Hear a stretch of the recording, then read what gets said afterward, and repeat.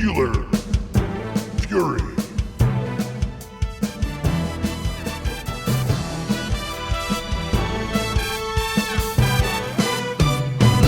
SteelerFury.com. Hey, you're listening to a bonus episode of the pre-draft extravaganza series for the Pittsburgh Steelers show on the SteelerFury.com podcast. We like to get a special guest each year, someone who is going through the draft process himself, a draft prospect interview, and that's what you're about to hear in this bonus episode. Without further ado, here we go. Hello and welcome again to another exciting edition of the Pittsburgh Steelers show on the SteelerFury.com podcast. This has been an amazing week of episodes about the NFL draft and the Steelers' needs and just the NFL draft in general. And I know I promised you 5 episodes this week, and we've already given you 5.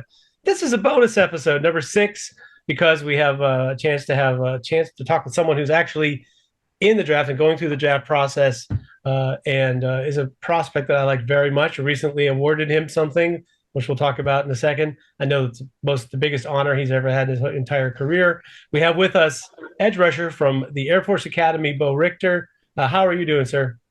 Doing great. Doing amazing. Glad you have me on. And I realize you probably taking time out of the process of all the stuff you're supposed to be doing to get ready for workouts and meetings and everything else. I'm sure you had stuff going on, so I appreciate you taking the time. Yeah, absolutely. So, first of all, when I mentioned that you won an award, every year I do for like 20 years now, since like almost before you were born, a list of prospects that are kind of from a smaller school or an undervalued prospect for the NFL draft. That's kind of become my thing that some people know me for, and so especially the last few years, it got more and more elaborate and started giving out best in this conference or this style of player with some special specialty awards. And I have one every year I give out that's called the Basically Unwanted to the NFL award. And I know in your case, you were not somebody that, the Tennessees and Alabamas and Georgias of the world were saying, please come to us.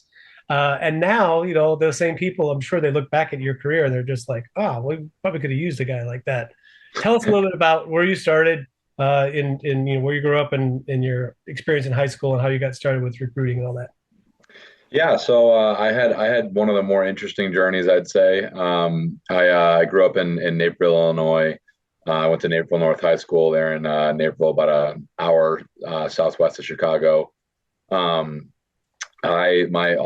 young life, I was a basketball player. I didn't play football. I was getting looked at to play basketball in college, mostly low major interest. It wasn't as big as my football interest, but going into my sophomore year, or I guess going into my junior year, that summer, I decided to start doing the football team workouts that summer, and just to get another workout in, get prepared to play basketball, bigger, faster, stronger, the deal.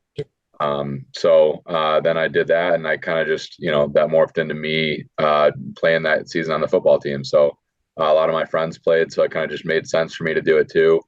So I actually transitioned. I had played basketball my whole life, and that was what I wanted to do. And then I ended up loving football, and I ended up transitioning from only basketball to playing lacrosse and football, and no longer playing basketball just because I felt like I had better opportunities in the other two sports. So started playing football my junior year, played my junior, senior year football and lacrosse, and then started getting recruited. I was not, I wasn't one of those guys, obviously, that had the pleasure of playing, freshman, sophomore year and started the recruiting process there. And so I kind of started late, and I did not get as much interest.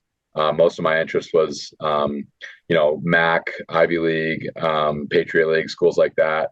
And then Air Force came in, and I had the grades and all that, and I wanted to find a place that was going to give me an opportunity to play good football, and also the playing professional ball was always in the back of my mind. It was always something I was striving towards, but I wanted to cover my tracks and get a degree that was worth something.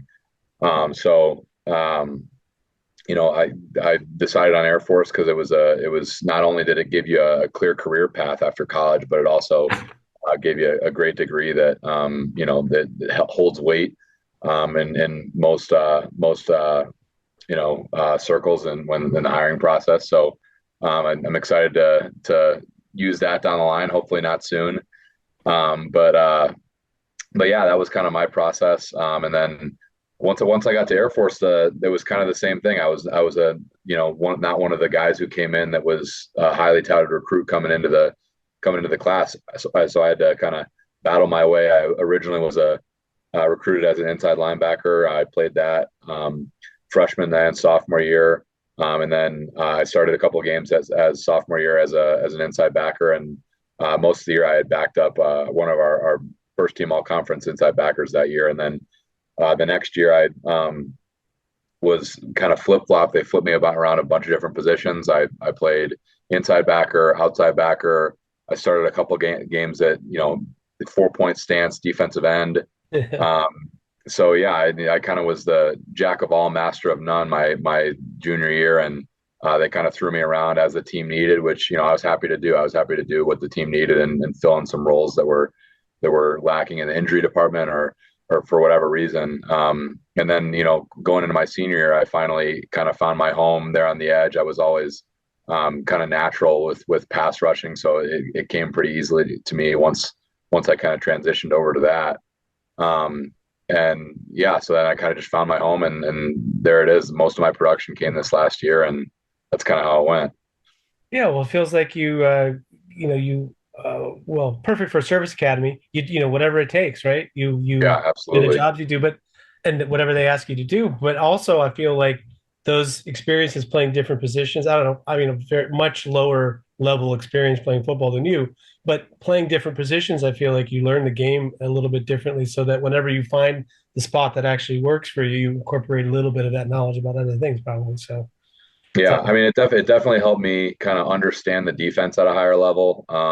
We went through a defensive coordinator change after my sophomore year, but the system was still similar enough, so I was able to use my knowledge from the multiple positions to inform my decisions at whatever position I was playing. Just because it's easy to figure out where you're doing if you know what everybody around you is doing.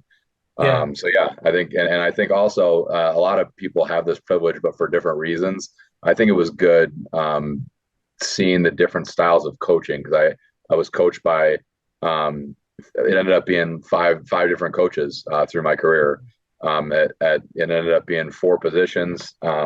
If you count both inside linebacker positions as one position, but I bounced around and it was good because I figured out what coaching styles work for me, and if it didn't work for me, I figured out how to work in and you know translate if what the coach was saying wasn't making a ton of sense to me. I kind of had that translator on to where I could make it make sense. well, that's funny. That's a little bit like the position switching, right? You also learn a lot by having different coaches because not only the different styles, which is a thing, right? Because Yeah, not a lot of coaches in any sport are the type that are really special who can deal with any kind of player, any kind of scheme, and they're just natural born coaches, right? Most coaches are like, I know how to do this thing in a certain way, and I'm going to try to help you fit into that the best you can. right, right. but but still you pick up a little something from each of them, and you learn how to deal with people. That's just that's a something that will serve you well in life. As I can tell you as a 60-year-old person, that's one of the skills that like I'm sure there's plenty of things at a service academy and playing on a football team that have been great for your in your degree that will help you with your life. But those kind of skills with it, being part of a team, and I always feel like playing defense, different kind of person than plays offense. Like you can't play defense without being like somebody that has their hand in the pile and cares about what everybody else is doing and like to not let your team down. I feel like offensive guys, no offense, but there's a little bit more of like, it's about me and I do my thing and whatever. Yeah, I think with skill positions, that's definitely true on the offensive side of the ball. Is that here's the question. Is that true with the service academies? Is that true in like Yeah, I it mean, I exists would elsewhere for sure, but I don't know about. definitely. I mean, especially running an option package that you definitely have to rely on other people, even as a skill position guy. Yeah, But I think when you get to the outside receivers and stuff like that, you need to have a little bit of cockiness to you. It's kind of like I mean, even on defense, if to be a good corner, you can't have people walking all over you. You need to have a little bit of swagger to you and stuff like yeah. that. So I think it kind of comes with the territory at some of those spots. Yeah, I dig that. I mean, I just think it's defense is more fun because it's more of a challenge to figure out how to work with a team in a way. Yeah, And it's true, running triple option is a little bit like the same thing. It's like all the pieces have to work. If one piece doesn't work, a run play doesn't work right. I mean, yeah, it's definitely. totally like that. And same with defense. One weak spot, somebody doesn't hit their gap, whatever, right? So Yeah, you mentioned, hopefully that, not for a while that you'll have to face your service commitment, not to face it, but that you'll get on with that part of yeah, your life. yeah, But sure. this is a big year that most people don't realize, or many people don't realize. I guess this is the last, you're amongst the last class of people in the service academies before it goes back to, there won't be this out if you go to professional sports that you'll have to go straight into your service. Yeah, so after this year, it's kind of reverting back to an older legislation, Yeah. to where you will do your everyone has a 5 year service commitment. So in the new legislation, you'll be able to go in and serve 2 years on active duty before switching to a reserve role. And in a reserve capacity, then it's a lot more flexible, your services. So really, you can basically just I mean, it's kind of like working two jobs in two separate times of the year. So you'll be playing football, whenever that commitment is there, and then whenever you're free, whether it's weekends or the off season, then you'll be fulfilling your reserve commitment to the Air Force. And me and Trey Taylor are our safety. I don't know if you've seen a lot of Yeah. him, but I'm gonna ask you about him, right? Yeah. yeah, yeah. I mean, we're both we're kind of waiting until stuff gets a little bit more cemented and we're set on whatever teams we land on. But we would like to kind of try to take steps in the right direction and have the Department of Defense and the military try to use us a little bit more in the PR side of things and let us prove our worth as potential professional athletes to allow us as a marketing tool for the services. Wear our military uniform sometimes when we're on TV potentially. There are a lot of options to create more more PR for the United States military when you're on a stage like this. So I think depending on where things go, you could see a little bit more of that, and hopefully down the line the legislation can change and guys will have this opportunity, because I do think it's valuable, not just for us to be able to take the opportunity, but for the Air Force and for the U.S. military to use us as a recruiting tool. Yeah. No, I grew up, of course, in an era when there was no deferment of your service. So, for instance, my childhood friend, it was way before your time, but my childhood friend that I grew up with in my neighborhood was the sort of the beneficiary. David Robinson, of course, the most famous example maybe of someone at service academies who was the number one pick in the NBA draft. Well, he couldn't play immediately. So Armand Gilliam, who I grew up with, was the player from UNLV who was the next player chosen. So he became, the top player that year. So for a year, he got the attention that someone else might have gotten. But it Yeah, was like it just doesn't, it never really made that much sense to me. I always felt like, okay, what's your goal? Your goal is to promote some really excellent people to come to the service academies and to promote the idea of serving as more than just grunt work, and to promote the idea of that you have good athletes and you're good teammates and you guys are the ultimate kind of professional team should be interested in people from the service academies with talent, because a lot of the discipline that they require to be a professional athlete, you guys have always sort of built into your life. I'm yeah, absolutely. generalizing. I'm sure not everybody's like that, but it sure seems like it. So Yeah. it always felt sort of dumb to me, that, I mean, not dumb. I'm sorry, I don't want to knock it, but because I understand the reasoning, but it just wasn't. I think uninformed is a better word. I think arguing against it, I feel like it was just a little bit uninformed, because not only obviously I think it'll help recruiting for football to be able to get guys knowing that they'll have a chance to go to the NFL. And I think not only do I think you can get a lot of very quality leaders, and not just in football, but coming out of collegiate athletics. I think collegiate athletics really is the best preparation for mission oriented leadership, like they have in the U.S. military. Like you all have a common goal, and really the stakes are a lot higher than if you're in some club or something like that, some other exercising your leadership in a place where people are not as invested as they are like they are on active duty in the U.S. military, because it's the stakes are as high as they get there. And I think other than life and death like they're in, the next best thing to practice serious leadership skills is in a professional athletic scenario. So I think that's I think it would be a little bit. I think it would be a waste not to try to have more of those people come to the academies and be in the U.S. military. Absolutely. And they don't need David Robinson in a submarine anyway. Yeah, he's a little bit big for a submarine. Yeah, that works so well. Yeah, so you mentioned your teammate Trey Taylor. Give us your scouting report on Trey Taylor as a potential NFL prospect. What would you say? I think he's his name's all over the place, but I think even with that, I think he's still a little bit underhyped. I think he's one of those guys that at the very minimum he's going to be an immediate special teams contributor. He's a super good athlete. He's big and he's strong. His in his athletic profile, his strength jumps off the charts. And I think he's a great player. I think his man coverage ability gets slept on a little bit. I think that's a lot of people are considering that one of his weak points, but I think people will come to realize quickly that he can stick to guys easily, and he's a really smart football player, and he's an instinctive player he's a playmaker. So coming from a biased source, that's my scouting report on him. Would you characterize him as a split field guy, strong safety in the box, an alley defender? Like, what do you think his role will end up being in? He can definitely fill the box. I think he checks all the boxes in terms of NFL safeties. I think he could play. I think he can play safety. I think he could. He can do whatever you need him to do. He can fill the box very, very well. He's a hard hitter. But I think honestly, wherever you stick him, he's going to be productive. So about you, you mentioned he's a great athlete. Your athletic testing, I think.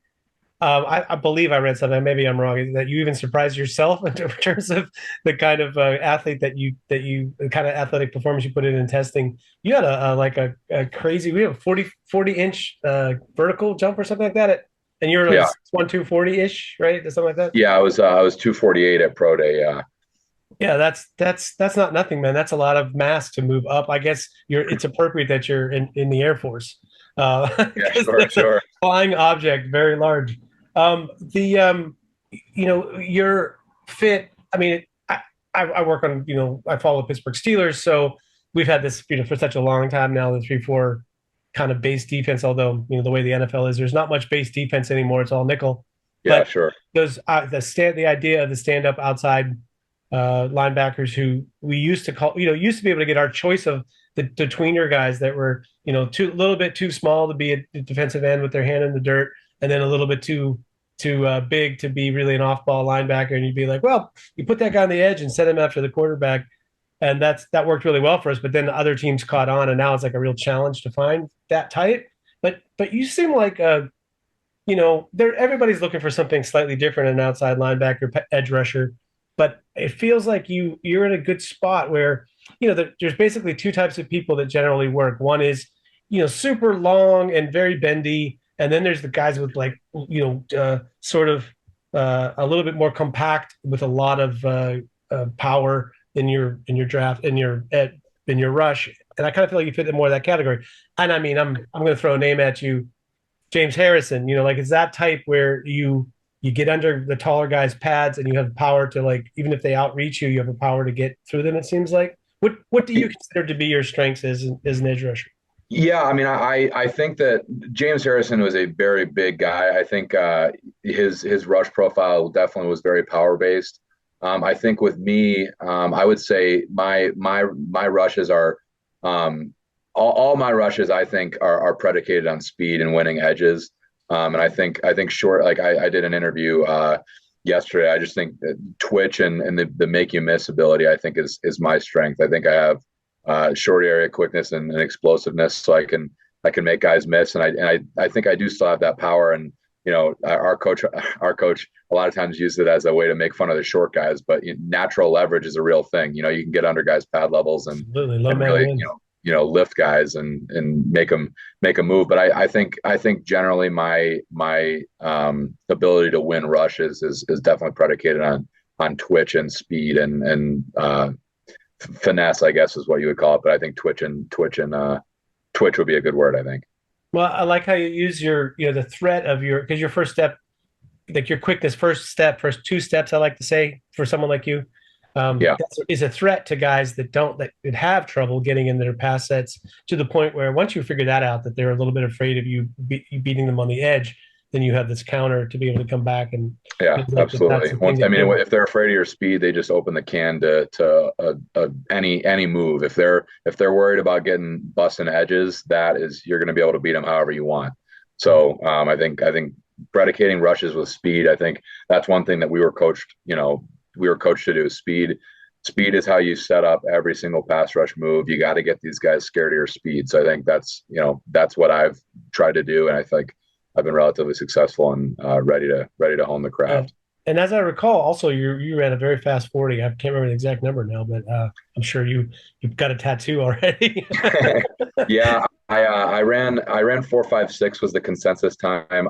Me and my trainer, as upset as you can be at a 4.56, we were ready to run mid 4.4s the whole training block. So Yeah. It was a little upsetting not to hit that number, but it is what it is, and 4.56 is going to get me guys to look back at the film, and that's really all it takes is guys to check out the film. Oh no, believe me, it's still plenty fast. And I know you won't say it because you're not about excuses, but I think you had a little hamstring tweak or something that I heard that definitely played a little part too. Yeah, so it's like you just the day you train for, for months and months. It's like some days you have a really great perfect day that day, and some days it's like only okay. So nobody's looking at that and thinking, you'll never do that again the rest of your life. It's more like, oh, that's a really good athlete. He's got speed and quickness and explosion, and and like you said, most importantly, to go back and look at the tape and see what you did. Tape doesn't lie. And how it really, your opportunity and how you dealt with it this year really came together. So that part's wonderful. You have a Pittsburgh Steelers connection. That's the thing I forgot to mention earlier. Your uncle Kent Graham, I'm sure he had actually pretty nice career overall in the NFL and had some good times with the Giants. His year in Pittsburgh, not the best part of his career. He got hurt. It was like a lot of bad stuff. But I'm sure that you have had a chance to talk to him a little bit about the experience of playing in the NFL. Yeah, he's been a great mentor and just kind of coaching me through the process. And he's one of those guys where he'll be as involved as you want him to, and he'll never overstep. He'll ask your permission. Do you want me to call this guy? Do you want me to do this and that? And so he's been a fantastic resource and to me, and just anything that I need from him, I know he's willing to do for me, and I love him for that. And I think that the best thing you can say about him is he's been fantastic in this process. And obviously growing up, it was you looked up to a guy like that, not just because he's a massive human being. I think big guy, 6'5" or 6'6". He's just a huge guy, and his family's been super good to me, and all my cousins and my aunt, they're awesome. So I think they've been an awesome resource. So in this process is concerned, tell us just a little bit about, you don't have to go too much longer, but since you got finished playing at Air Force. Oh, I did have one Air Force question for you. And that was, I noticed something strange about your game logs. And that was what the kind of days you put up against the other service academies. And I'm sure this is something that you would enjoy mentioning for a second. Yeah, those, so here's just I'd love to say it's just they light a fire in me, which they absolutely do. But so we like to load the box heavy in those games. It's a run first game. Everybody knows that. So a lot of times we'll take a guy and I provided a little bit of versatility. So in that I was an off ball backer. The beginning of my career. So moving to we run a 4-3, but it really, we have it's a nickel and then a bandit, which is basically what I did, which is just an edge. So I would probably call it more of a 4-2-5. But when you get into those games, it really is a true 4-3 where we move It's either a defensive end. This year we moved our defensive end to my position, which is that outside linebacker, that rush edge, and then we moved me to what it was our nickel, and then in this package is the spur. And then we just take a basically an interior D lineman and put him at defensive end on the strong side.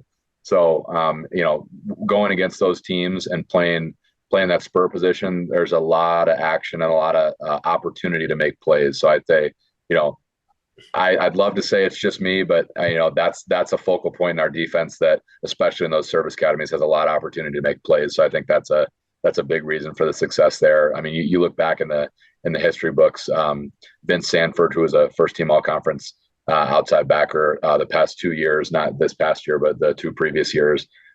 He played the position the previous year, and he had monster games, the 2 service academy games as well. So that's just kind of, you never expect success, but that position gives a lot of opportunities to make plays. So that's where that came from. Yeah, but you made him. You have like 4 or 5 tackles for loss, I think. Navy was definitely a good game. Army, I don't even want to talk about what happened at Army, but there was a lot of production there too. You just wish maybe you were on the field less to get less production. Yeah, there is that too. Yeah, I was going to ask you. You sort of helped me answer that question, but just quickly, your run in the scheme that you guys ran normally. What were your responsibilities in the run game? Because this is a thing that is underrated, I think, about edge players. Everybody wants to talk about their pass rushing skills and so on and so forth. But what do you think is, the best traits that you have in terms of run defense, and what were you asked to do? Did you have, gap? Well, I mean, just getting past setting edges and stuff like that. We in all of our base stuff, we ran our edges spilled.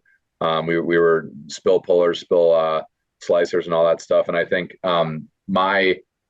my job really was to alleviate stress from our backers, because I think in especially in a defense like ours, the defense is going to be successful when the inside linebackers are making the most plays.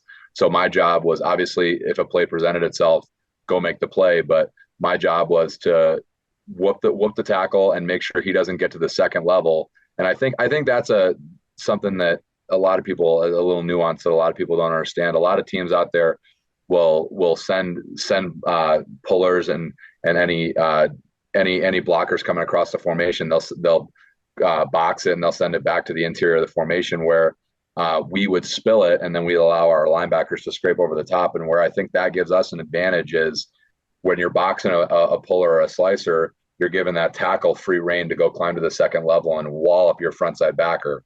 So in our system, we're not going and setting the edge. We're getting heavy hands on that tackle and not allowing him to climb to the second level. And a lot of times, if you do that well enough, you can kind of hide from that blocker and then go make plays. And I had a couple of those this season that ended up being TFLs for me.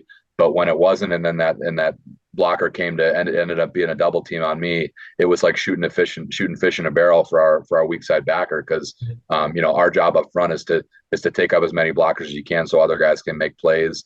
So I think that's what I was asked to do. When it comes to third down, hunt that quarterback, and that's the name of the game. But first and second down is how you get to third down. So you gotta dominate the run game and take up blockers so that other guys can make plays. And then when plays present themselves to you, you got to make them. So I think that's the gist of what I was asked to do this year. Cool. No, that actually is a really good description of the difference between just setting the edge and having the responsibility to be. Sounds like more two gapping, where you're trying to occupy that guy and be ready to make a play, but you're mostly occupying him so that your scrapers got time to come. I like that. Yeah, definitely. That seems like a more sophisticated way of dealing with playing an edge. So that's probably will serve you well. So in terms of the postseason, that's where I was getting to before. So, what was your journey like, and what things did you what were the best parts of that? What were the hardest parts? It was definitely moving into like a more combine style of training. It was definitely interesting. It was something that I had not really done before. It was definitely new. I was training at a facility called Atlet in Midlothian, Texas, about 40 minutes south of Dallas. And they were amazing. Ryan, the head trainer there, he's an amazing guy, and he works with athletes really well. And we had a really, really good group working with there. We had CJ Getz, who kind of played more my position from Wisconsin, Yeah. Aaron Brule, who started off at Mississippi State and then finished up his career at Michigan State, and a bunch of other guys. We had Byron Bonds, the edge from Baylor, just the guys that I was training with that were kind of my position. Mm-hmm. That I was training with to kind of tailor the training to our body types. And we had a couple other guys, big names at other positions, but we had a great group. Long story short, they push me really well, and when you got guys who are elite athletes, they're pushing you because everybody wants to be the top dog. So Yeah. you see guys putting up big numbers, you got to go do it yourself too. So I think that was new. I think honestly, I having never trained explosive, I've trained explosive movements before, but training explosive movements, it was almost more like a track workout. You're trying to get super explosive in your sprint get offs. It's not a pass rush get off, it's a sprint get off. And training all that stuff. And I think that helped, it trained some muscle groups that weren't necessarily as developed, and it allowed me to kind of, put some inches on the vertical leap, shave some seconds off the 40. So, it was all very positive. I super enjoyed it. And I think, Ryan and his staff did a great job down there at Outlet. Yeah, it's like the workout numbers that you posted are actually a little bit more impressive in a way because you didn't go to a place where you were in some kind of program where not no knock against your program, but where they're gearing you towards your your combine result testing from like the time you arrive on campus. Like I think a place like Penn State, they have an incredible program and guys that aren't even really top, elite athlete, outlier athletes test like, at least elite athletes. Like you can't. Yeah, and I think just going off that, our staff, I think at Air Force, I think that they're phenomenal. Coach Getty has a great staff, but we train football. We don't train combine there, which I think is exactly what you need out of a strength and conditioning coach in college. But I think you're absolutely right. Some programs are better than others at producing combine guys. Yeah, but that doesn't necessarily always translate into something else. It is true for edge rushers in general, though. You have to sort of hit some kind of a bar before people will pay attention to you. So that's, in your case, the work you did really paid off, I think. I hope. So in terms of visits with teams, or you didn't go to the combine. So how did you get some attention from teams? Are you allowed to talk about anybody that you talked with or that you enjoyed meeting with? Yeah, I met with several teams at Pro Day, and Pro Day I think is kind of where everything started taking off. I've talked to a lot of teams, especially these past 2 weeks. I've been getting a couple calls a day and a couple texts and just info requests from teams and stuff like that. I'd say I think at this point I've talked to between Pro Day and then just like phone calls and meetings and stuff like that. I think I'm up to almost 20 teams.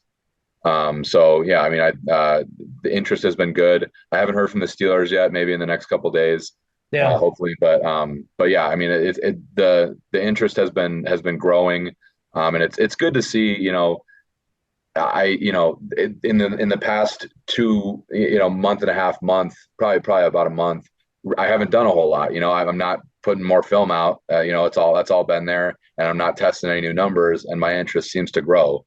So I think that's, it's good that my name's being tossed around and guys continue to circle back to my film. Sure. So I think, when you're not doing anything and your stock's going up, you did something right previously. So I think, sitting around and getting calls and meeting with new teams when you're not doing anything is awesome. No, it's great. I mean, really, that's great for you. I think they're like it's not that unnatural for even big organizations like NFL teams who have giant scouting departments and budgets and whatever that, they put you in sort of a category to start off with, and you have to work your way out of it. And if you're a 5-star recruit, you have to work your way out of it for them to not still view you as being a top prospect. If you start off as a 0-star recruit, you got to really bounce before they, forced to take attention. So I think being a service academy guy, I've said this several times in this process. You have to work your way out of the stigma. Especially, I mean, I think Pro Day is the best way to do it. Film matters absolutely. but you need to get out of that, unathletic service academy guy stigma.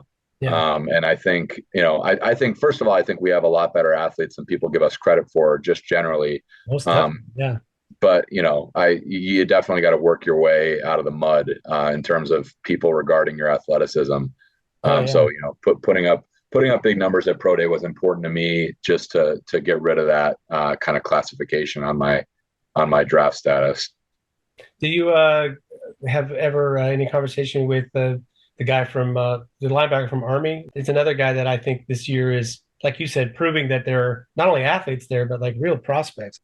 I talked to Leo Lowen. I've talked to him a little bit. Yeah, I have. He's a great guy. I met him at the CGS earlier this year, and he's a great guy. It's nice to talk about shared experiences with another service academy guy. So I really hope he gets an opportunity. He had a monster game against us, unfortunately, Yeah. in the Air Force Army game. He wreaked some havoc in there. So he's a great player and a great guy. I think I anticipate him having some success if he gets an opportunity.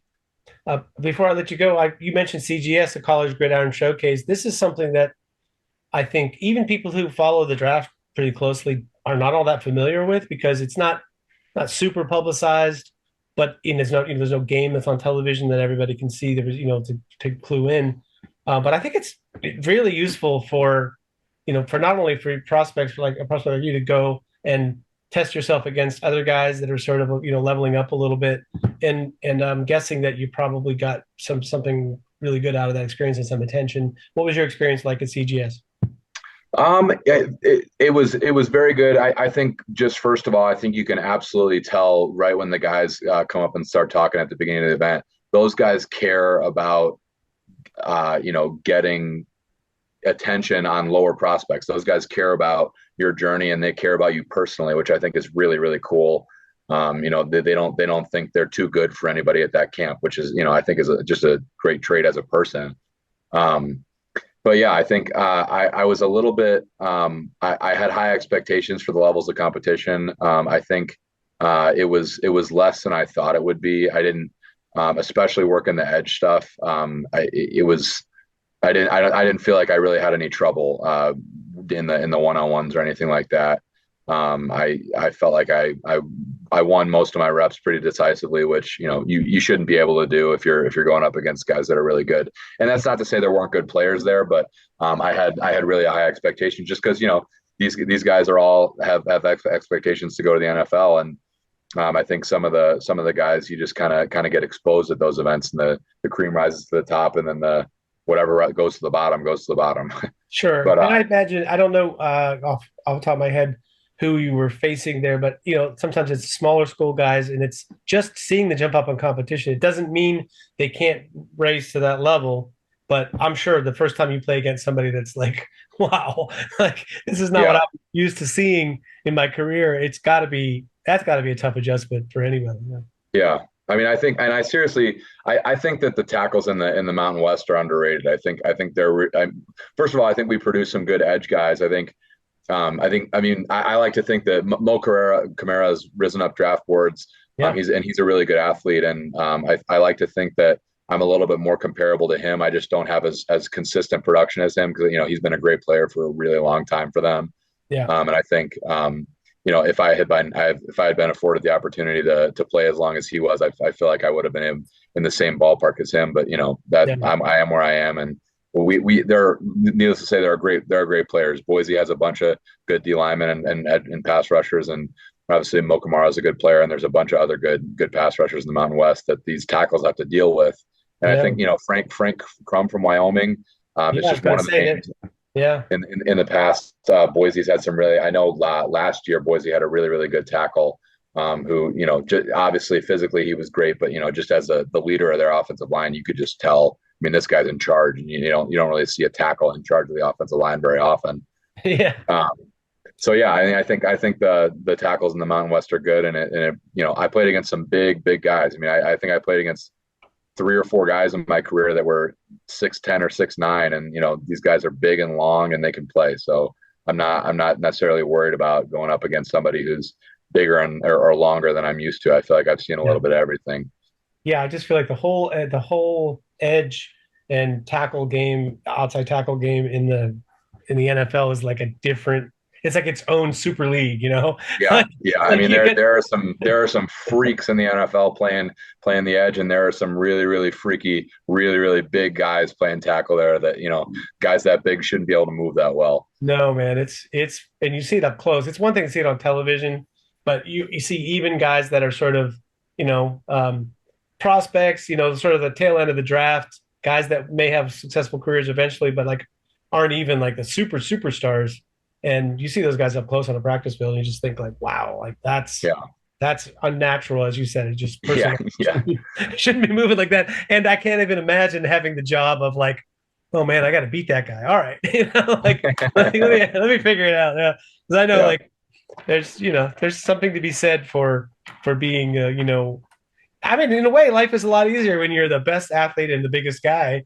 So if you're not always the best and whatever, then that kind of shows something too. I feel like that's a good place for you showing your stuff. Well, I really appreciate having you, first of all, on the draft. I mean, on our show, and having you in this draft class to talk about. Just, I guess the last thing is, what do you expect will happen? What are your expectations for yourself in terms of what happens over the course of next week and the next couple of months? And where's the spot for you, the landing spot and the role you feel like you can excel at and you're going to be successful?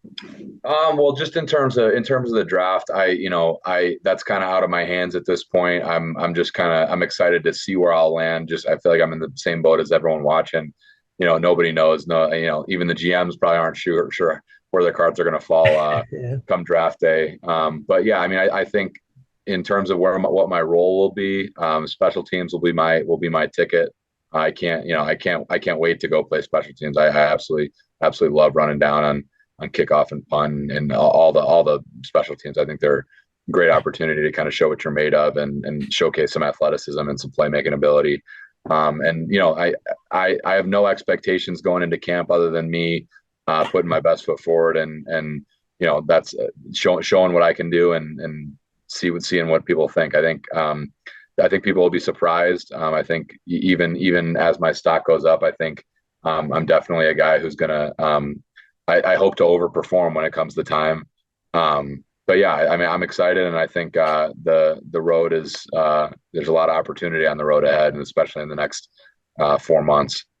I hope so, man. What was your degree in that you earned? I got a bachelor's in science and business management. Well, that sounds like something that there's always a way to use that. Yeah, definitely broad. Yeah, well, it worked, but I mean, that's a not unimportant thing, and that's people skills. That thing where you learn how to deal with the coaches and deal with your teammates and whatever. Like that sounds like a good pair to go with that. So anyway, Yeah, definitely. well, Bo Richter, ladies and gentlemen, Air Force Academy, soon to be somewhere in a professional football team, and I suspect guys like you, when you come in, will surprise. Like you said, that element of surprise of like, I don't know who this guy is, and then you show up and you're like, wow, like he works and he plays great, and you're Yeah, absolutely. somebody to be I recognized. appreciate you having me on. It's a good spot to be in. It's better than being so many expectations, and then you come in, and if you're not perfect immediately as a rookie, which no one will be, that's hard too. So anyway, Yeah. I totally thank you again and wish you the best. I'm now I have a rooting interest in your success. The Steelers do have a little bit of a need for some outside linebacker depth. So even though they have some pretty good ones, there's never enough. Yeah, absolutely. I'd be blessed to be a part of the team. Well, if maybe sometime we'll catch up with you when you get to the next step of your journey, and we can hear about how it really went. Yeah. So we can look back on this and see how the chips actually fell. Yeah, exactly. And and you'll be on the if somebody puts you on a team and in the NFL, you'll be on the basketball team. Sounds like for them, which it's not a small thing. It's a charity basketball team that goes with it. Anyway, appreciate it, Bo. Thanks a lot for your time. Yep. Thank you. Good luck to you. Thanks a lot for listening. Make sure to hit the like button and or subscribe so you never miss seeing our content. And with that, that's it for the pre-draft extravaganza. We'll catch you after the draft on the SteelerFury.com podcast. Steeler Fury.